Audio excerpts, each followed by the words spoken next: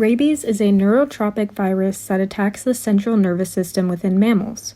Typically contracted from a bite, the virus travels within peripheral nerves to the central nervous system where it then replicates and thrives. Rabies is most commonly spread through bites from rabid animals, however, it can also be contracted from a simple scratch. Once infected, the disease is 100% fatal. However, with proper treatment, it can be avoided.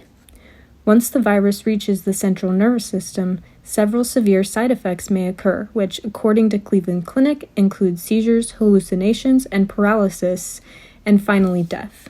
By a virus-associated RNA-dependent RNA polymerase, viral RNA is then translated into the individual viral proteins.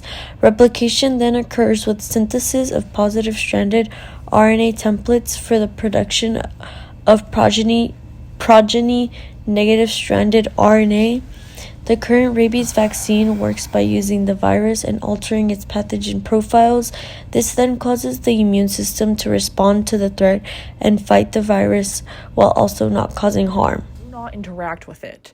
And if you are ever bitten by a wild animal, seek medical treatment immediately. Once the symptoms of rabies become visible, it will be too late for treatment.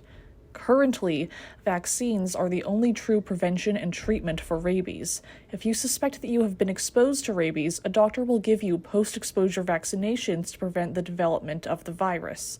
But if you want to avoid the hazard and uncertainty of exposure altogether, be sure that you, your family, and your pets are all vaccinated before the risk presents itself.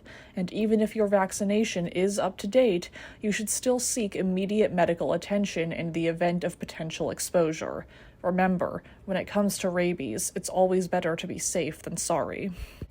Seeking medical attention after being exposed to rabies is extremely vital and important in order to prevent the further development of the virus, but so is knowing how to spot rabies to avoid infection. The first and most important step is vaccination. Getting yourself and your pets vaccinated against rabies is one of the best ways to prevent infection. Additionally, keeping a lookout for wild animals that look agitated, aggressive, or have foaming at the mouth and red eyes.